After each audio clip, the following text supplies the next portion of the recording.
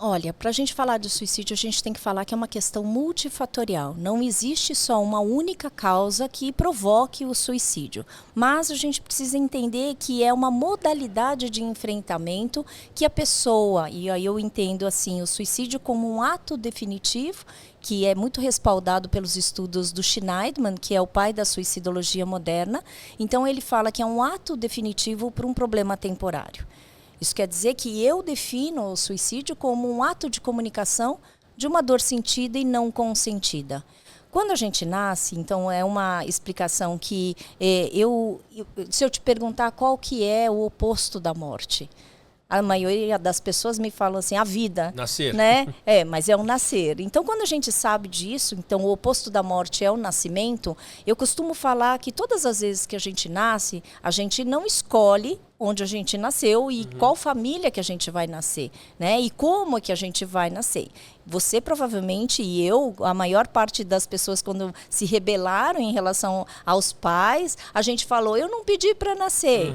Bom, então aí eu posso também falar das questões do suicídio, que quando alguém se mata, ele pede para morrer. E o que faz com que isso aconteça? Entre o nascimento e a morte, existe aquilo que a gente chama de vida. Quando nós nascemos, Raul, todos nós recebemos uma senha de que a gente vai morrer. Logo, a gente não sabe do número da nossa senha. Aquele que pensa em se matar e que se mata de fato, né, que é a pessoa, né, que a gente chama de a pessoa que se matou pelo suicídio, né, ela furou a fila. Né? E o que faz com que ela tenha furado a fila? Né? O sofrimento. Então, a partir daí, primeiro, eu começo a criar, pelo menos isso é a minha compreensão, minha abordagem, né? Porque eu sou uma pessoa que eu não podia acreditar que o suicídio corria nas veias, correto? Então, eu não posso falar que isso é hereditário.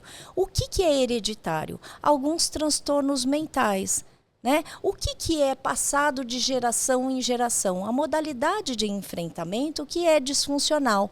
Isso em psicologia a gente chama de transmissão psíquica transgeracional. Provavelmente você tem algumas características que são autodestrutivas ou destrutivas que você viu na tua família, seja no seu pai, seja na tua mãe. Muitas vezes eu via, né, algumas atitudes na minha mãe, do meu pai, que eu falava assim, isso eu não quero para a minha vida. Mas isso foi aprendido. Então, quando eu falo que é uma modalidade de enfrentamento aprendida, a gente vai aprendendo as saídas e as estratégias para lidar com conflitos e decepções e frustrações. Quem nunca se decepcionou e quem nunca se frustrou na vida? A resposta que a gente tem, por exemplo, quando a gente aprende que a saída é um suicídio, é óbvio, como um dos depoentes do pós-doutorado falou, Karina, quando alguém se mata na família, é óbvio que a gente aprende que a possibilidade para a gente gerenciar aquele conflito e ter uma saída para nosso problema, talvez seja o suicídio.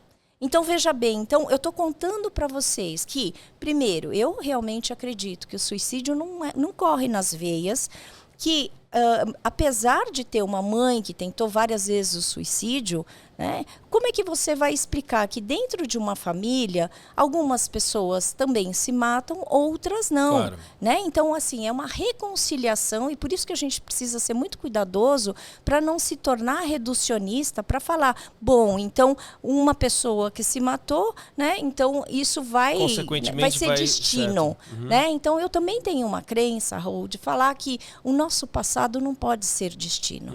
Né? A gente vai modelando e a gente vai encontrando a vida da gente e vai podendo ressignificar as modalidades, inclusive, de solução para os nossos problemas. Se eu pego de novo, então, aquela frase do Schneidman, que eu acabei de falar, que é um ato definitivo para um problema temporário, e se eu sei que o suicídio não corre nas veias, por exemplo, uma pessoa não nasce querendo se matar, mas ela vai aprendendo, graças às dificuldades, às frustrações e, acima de tudo, graças ao sofrimento que ela vai vivendo, ela vai entendendo que o suicídio acaba sendo uma das saídas, mas não é a única saída. Então, o meu trabalho como suicidologista não é ter a onipotência de falar eu quero salvar vidas a qualquer custo. Eu não entro nessa cilada. Porque quanto mais onipotente eu for, quando alguém se mata pelo suicídio, né, é lógico que eu vou cair no lugar da impotência. Então, nem onipotência, nem impotência. Sabe como é que eu trabalho? Com a potência. Então eu trabalho, então o meu jargão, inclusive a minha marca registrada, né, é se tem vida tem jeito. No sentido de que, lógico que a vida vai trazer, e é inerente o sofrimento que ela traz para você. É óbvio que você, em alguns momentos, você, eu, nós sofremos. Agora, eu adoro uma assertiva de Jean Paul Sartre, que ele fala que o importante não é aquilo que te acontece, mas o que você faz com aquilo que te acontece. Então, eu sou a resposta que eu ofereço para todo o meu sofrimento.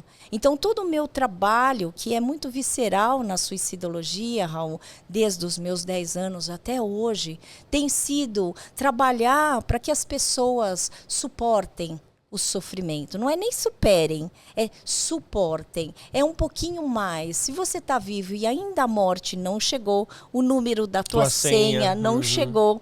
Isso quer dizer, como é que a gente vai trilhar um caminho para você honrar essa tua existência? Porque eu falo, quem você é, ninguém vai ser por você. Sim.